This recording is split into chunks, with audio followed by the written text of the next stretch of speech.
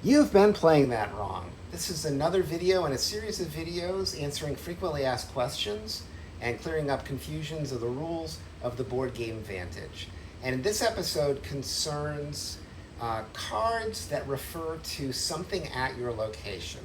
So for example, a location having water or trees or a wall or a tower. Okay?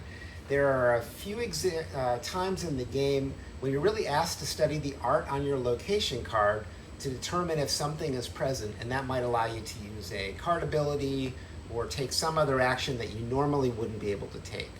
Now, when I do these videos, I take pains to hide cards with spoiler shields, but in this video, I want to show you a couple of cards and a little bit about one of the locations here. And I will try to shield as much as I can, but if you want absolutely no spoilers, then I suggest you figure these things out on your own. Okay, but I'm going to show you part of card 1462 and part of a card that has a boat on it, but I won't tell you what the number is, and part of a location, but I won't tell you the number or most of the actions, and you won't see most of the picture. Okay, so here we go.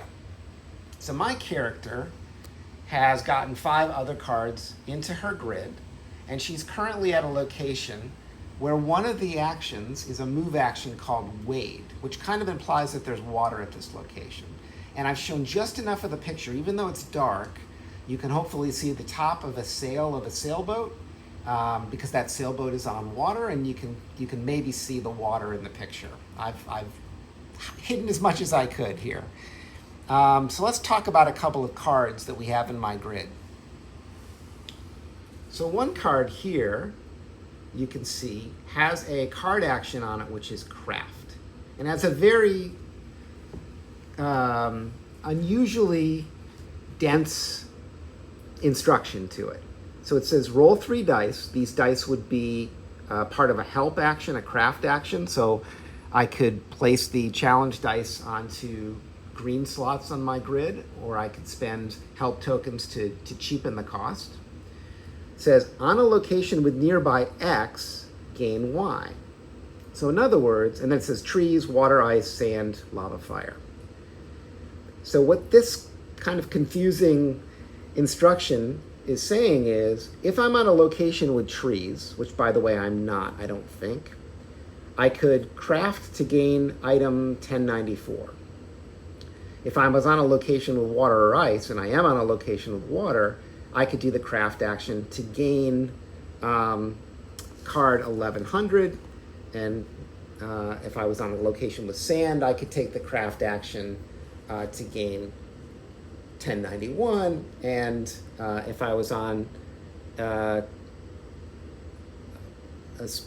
card with lava and fire, then I could take the craft action rather to gain 1101. And so since I'm on a location with water, I could indeed take this craft action. Now I want to show you another card in my grid, which is this card that has the boat on it. It has a dice slot for move actions on water, and it has a fish card action. Okay, so let's say the first thing I decide to do is to craft. So I roll 3 dice. I have 1 help token. I'm going to spend that. So I'm going to roll 2 dice.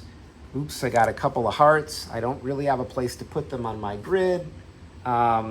So I'm going to just take the health hit there. That's not good. But nonetheless, I can now add card 1100 to my grid. Now, even though I'm on water, I can't place the dice here because that has to be a move action to place it on my boat. So maybe the next thing I do is wade. Well, I would have to look up wade in the book, and maybe it says roll 2 dice. I'm not sure. So I roll 2 dice. Oof. Okay. But here I can place one of these onto this slot because I took a move action on water. That generates a boost token for me onto here. But I also rolled this time. Well, I took a move action, so I can place this onto my character, which generates a boost onto my character. And then I would read the results of of that action in the book for whatever my location number is. Okay? And then finally, I can take the fish action. Even though I've already taken the wait action at this location, I can still take the fish action because that's a card action. And so the way I would do this is I would look at the card number, which is 1014. I would open up the red book. I would go to instruction 1014. And it tells me to roll 3 dice. I can fish for food, but it says use only on a location with water. So if I'd taken the fish action, and then we looked in the book and we saw it could only be taken on a location with water, then I would have to choose something else. Okay, but since I am on a location with water, I can roll 3 dice. That's going to restore the dice pool. Okay, now this is a fish action, which is red. And I don't have any overpower slots, so I'm going to have to figure out how to deal with these challenge dice, probably get a reroll by spending a boost on my character.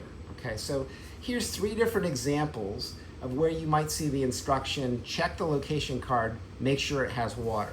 This craft action will give me different things depending on what things are in my location.